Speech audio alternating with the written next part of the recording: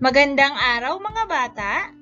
Ang pag-aaralan natin ngayon, Health, Quarter 1, Weeks 6 hanggang 8. Gabay sa pagpili ng wastong pagkain. Ang tamang nutrisyon ay mahalaga para sa iyong kalusugan. Ang araling ito ay makatutulong upang mas higit mong maunawaan ang kahalagahan ng pagkain ng tama. Nais din ng araling ito na matutunan mo ang tamang pagpili ng pagkain at mapanatili ang malusog na pamumuhay. Inaasahang pagkatapos mong mapag-aralan ang aralin na ito, ay matututunan mo ang mahalagang tungkulin ng mga pagkain sa ating katawan at maipapakita mo ng buong husay ang kaalaman sa pagpili ng wastong pagkain. Gawain sa pagkatuto bilang isa. Sa iyong kwaderno, iguhit ang 3 masustansyang pagkain na gusto mong ilagay sa iyong plato sa oras ng pananghalian. Piliin ang iyong sagot ayon sa mga larawan. Para sa gawaing ito, ay pipili ka ng 3 masustansyang pagkain na gusto mong ilagay sa iyong plato. Ang mga pagpipilian ay mansanas, fried chicken, gatas, soft drinks, gulay, lollipop, kanin, at chips. At narito naman ang mga halimbawang sagot: kanin, gulay, at fried chicken. Maaari ka ring pumili ng gusto mong 3 pagkain. Sisiguraduhin mo lamang na ito ay mga masustansyang pagkain. 3 pangkat ng pagkaing pampalusog ng katawan. Ang Go Foods ay mga pagkaing nagbibigay ng lakas. Mayaman ito sa carbohydrates at fats. Halimbawa ng pagkaing nagbibigay ng enerhiya ay kamote, saging na saba, tinapay, kanin at mais. Ang Grow Foods ay mga pagkaing pampalaki ng katawan. Ito ay mayaman sa protina. Ang karne ng baka, manok, baboy, isda, at itlog ay mayaman sa protina. Ang Glow Foods ay nagsasaayos ng katawan. Ito ay mayaman sa bitamina at mineral. Ang prutas gaya ng mansanas, ubas, saging at gulay gaya ng sitaw, kangkong at kalabasa ay mga halimbawa nito. Ang pagsasama-sama ng mga pagkaing ito sa tamang sukat ay magbibigay ng balanseng pagkain.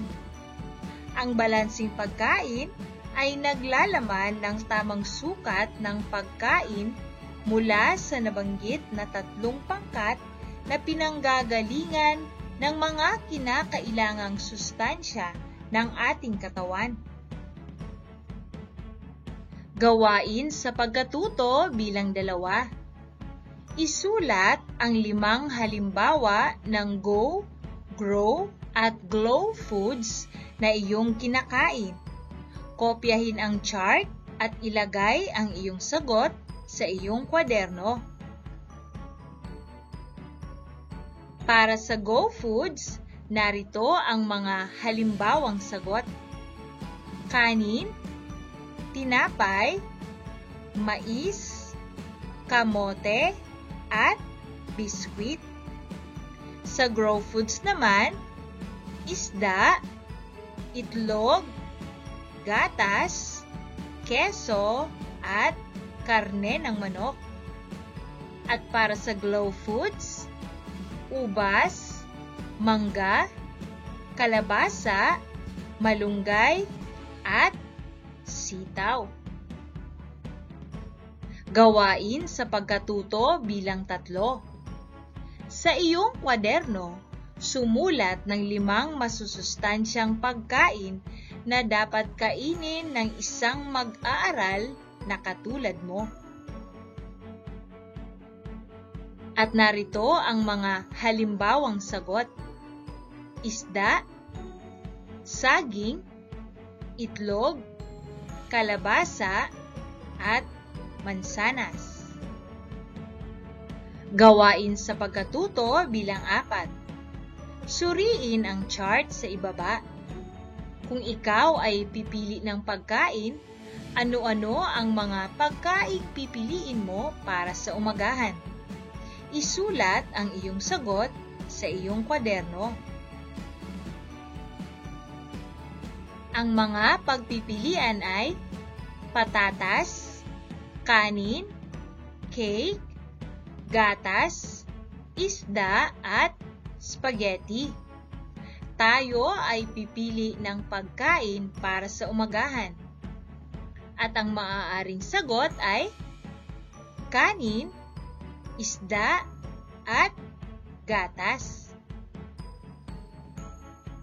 Gawain sa pagkatuto bilang 5. Iguhit sa iyong kwaderno ang masayang mukha kung ang larawan ay nagpapakita ng isang masustansyang pagkain at malungkot na mukha naman kung nagpapakita ng hindi masustansyang pagkain.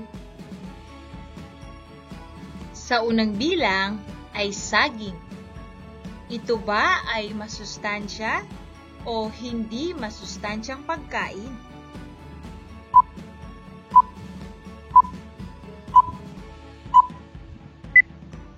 At ang tamang sagot ay masayang mukha dahil ang saging ay masustansyang pagkain. Sa ikalawang bilang ay tsokolate. Ito ba ay masustansya o hindi masustansyang pagkain?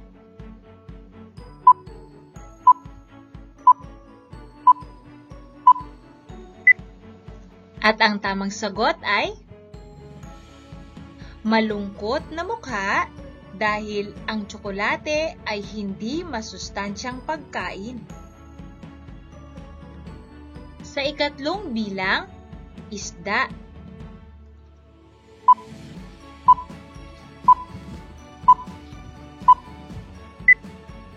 At ang tamang sagot ay masayang mukha dahil ang isda ay masustansyang pagkain. Sa ika-4 na bilang ay gulay.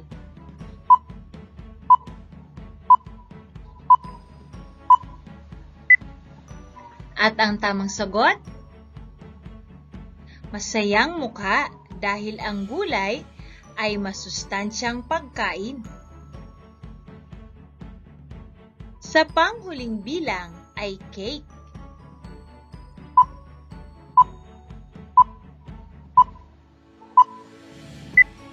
At ang tamang sagot ay malungkot na mukha dahil ang cake ay hindi masustansyang pagkain. Gawain sa pagkatuto bilang 6. Basahin ang tula. Ano-anong pagkain ang wasto para sa iyong kalusugan mula sa nabanggit sa tula? Isulat ang sagot sa iyong kwaderno. Ang pamagat ng tula, ang aking gabay sa aral ng buhay. Akda ni Hannah Charmaine M. Natividad.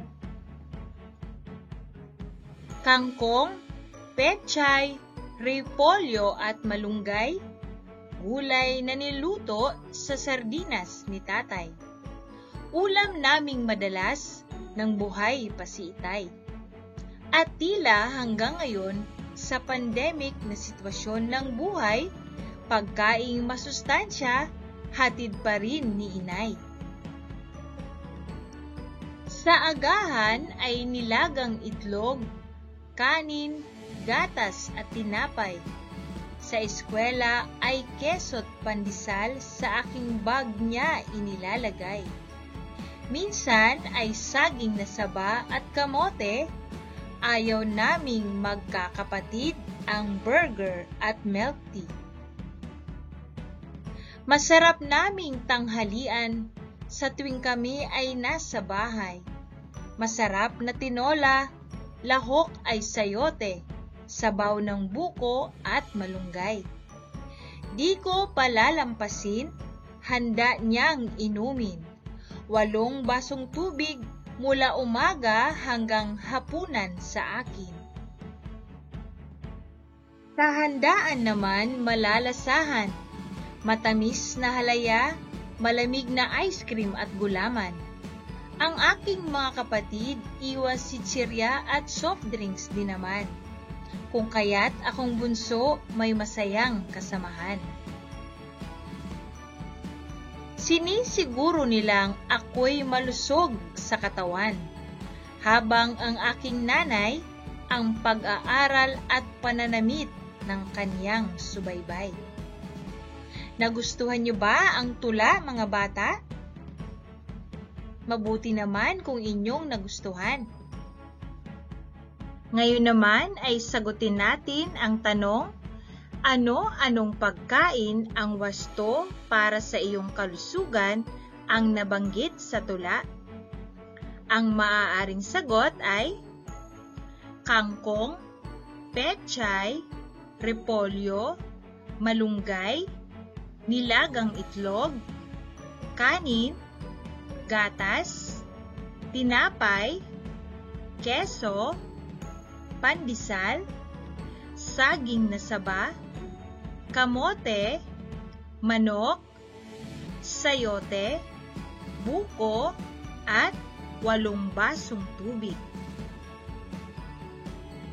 Gawain sa pagkatuto bilang 7. Basahin muli ang tula. Piliin ang mga pagkaing ilalagay mo sa iyong pinggang Pinoy sa tanghalian at hapunan. Kopyahin at sagutan sa iyong kwaderno ang chart. Narito ang maaaring sagot. Para sa tanghalian, kanin, tinolang manok na may lahok na sayote at malunggay at tubig. Para sa merienda, saging na saba, kamote at sabaw ng buko. At para sa hapunan, kanin, kangkong, pechay, repolyo at malunggay na niluto sa sardinas at tubig. Gawain sa pagkatuto bilang 8. Pumili ng mga pagkaing ilalagay mo sa food pyramid mula sa mga naitala mo sa chart upang makabuo ng iyong pinggang Pinoy. Isulat ito sa iyong kwaderno. Para sa gawaing ito, ay kukuha tayo ng sagot mula sa ating naitalang chart. Sa pinaka-ibabang stage, kanin, kamote, saging na saba. Sa ikalawang stage, pechay, repolyo, malunggay, sayote, at buko. At sa kasunod na stage, manok at sardinas. At para sa tuktok ng pyramid, halaya at gulaman. Ito din ay nabanggit sa tula. Gawain sa pagkatuto bilang 9. Basahing mabuti ang mga pahayag. Sa iyong kwaderno, kopyahin at lagyan ng check ang kahon na katumbas ng iyong sagot sa bawat bilang.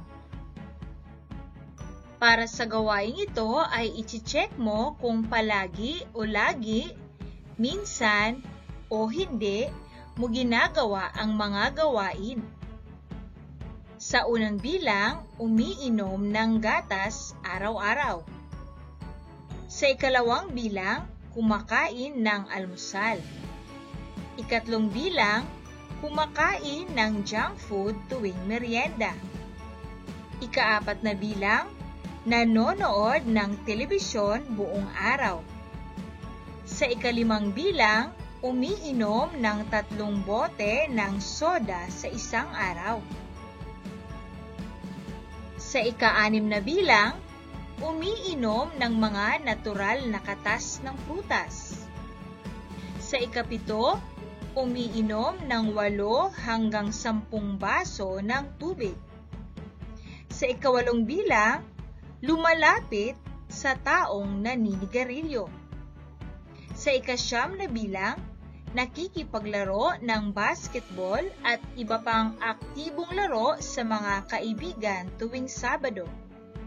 At sa ika-10 bilang, naglalaro ng computer hanggang hating gabi. Gawain sa pagkatuto bilang 10. Ang mga sumusunod ay mga kombinasyon ng mga pagkain. Sa iyong kwaderno, kopyahin at isulat sa patlang ang Go kung ang kombinasyon ay nagbibigay ng lakas, Grow kung nagpapalaki ng katawan, at Glow kung nagsasaayos ng katawan. Sa unang bilang, kalabasa at sitaw.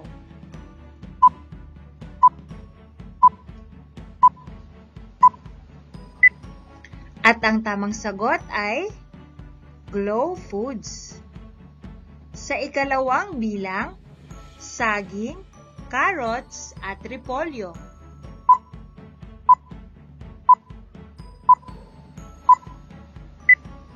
At ang tamang sagot ay Glow Foods.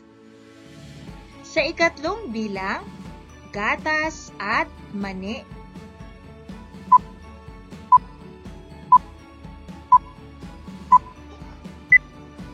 Ang tamang sagot ay Grow Foods.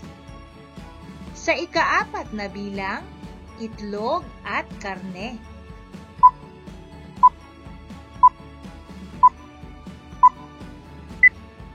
At ang tamang sagot ay Grow Foods. At sa panghuling bilang, tinapay at biskwit.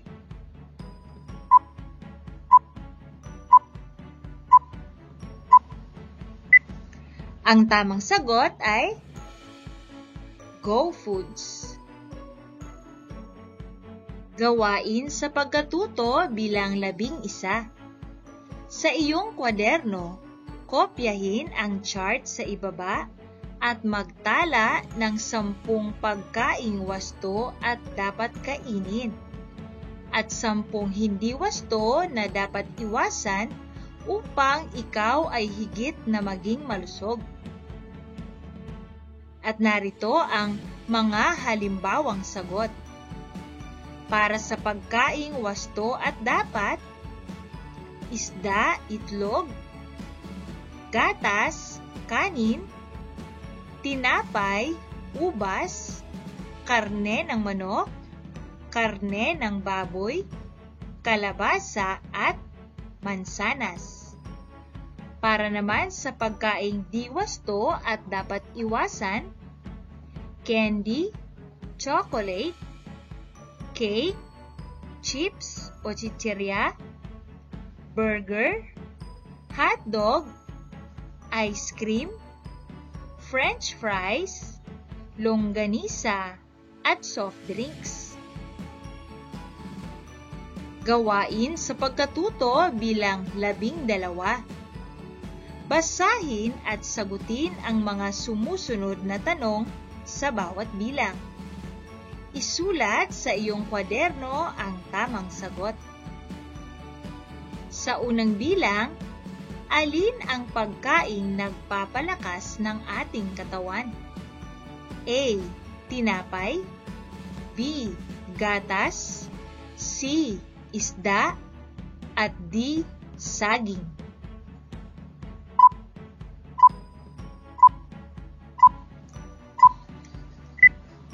At ang tamang sagot ay letter A. Tinapay. Sa ikalawang bilang, alin sa mga pagkain sa ibaba ang tumutulong sa pagpapalaki ng ating katawan? A. Mais, B. Keso, C. Itlog, at D. Kalabasa.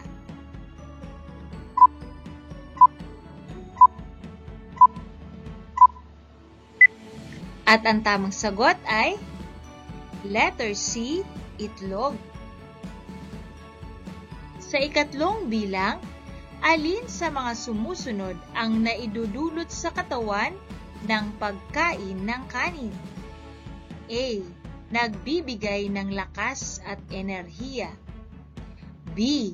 Tumutulong sa paglaki ng katawan. C. Lumalaban sa sakit. At D. Nagpapalaki ng ating katawan.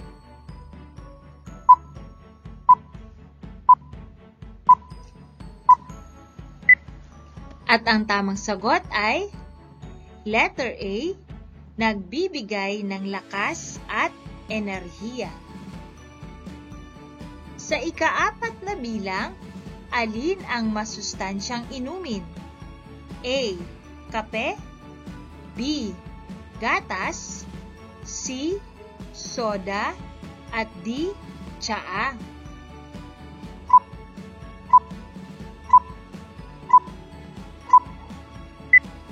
At ang tamang sagot ay letter B. Gatas. At sa ikalimang bilang, alin ang hindi dapat kainin? Isa, candy. Dalawa, itlog. Ikatlo, kalabasa. At apat, chichirya. At narito ang mga pagpipilian. A. Isa at dalawa. B. Isa at apat. C. Dalawa. At letter D. Isa.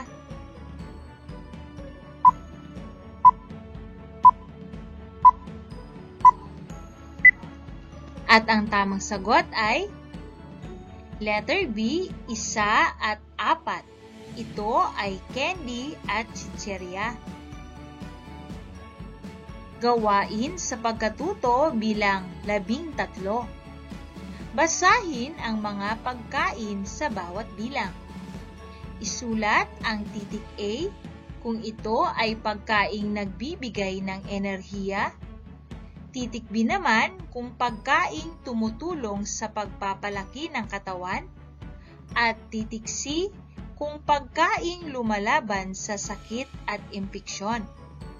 Isulat ang sagot sa iyong kwaderno. Sa unang bilang, tinapay, kanin at mais.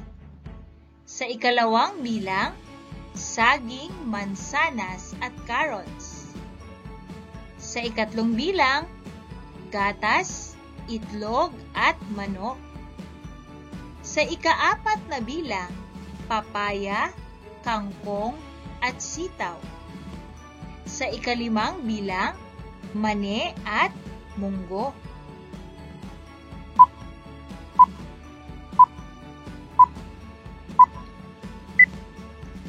At ang tamang sagot ay sa number 1, letter A, number 2, C, number 3, B, number 4, C, at number 5, B. Ganito din ba ang iyong sagot? Kung ganito din ang iyong sagot, ikaw ay tama.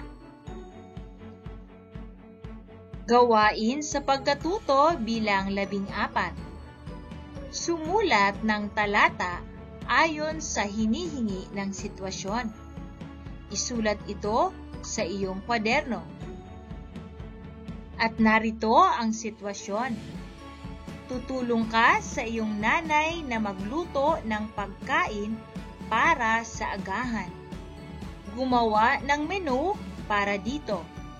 Ano-ano ang iyong mga batayan sa pagpili ng iyong menu sa agahan? Narito naman ang maaaring sagot. Ang aking napiling menu para sa agahan ay tinapay, keso, itlog, gatas at saging. Ang pagsasama-sama ng mga ito ay magbibigay sa akin ng balanseng pagkain. Ang pagkaing aking napili ay kumpleto sa 3 pangkat na pinanggagalingan ng mga kinakailangang sustansya ng ating katawan. Hanggang sa muli mga bata!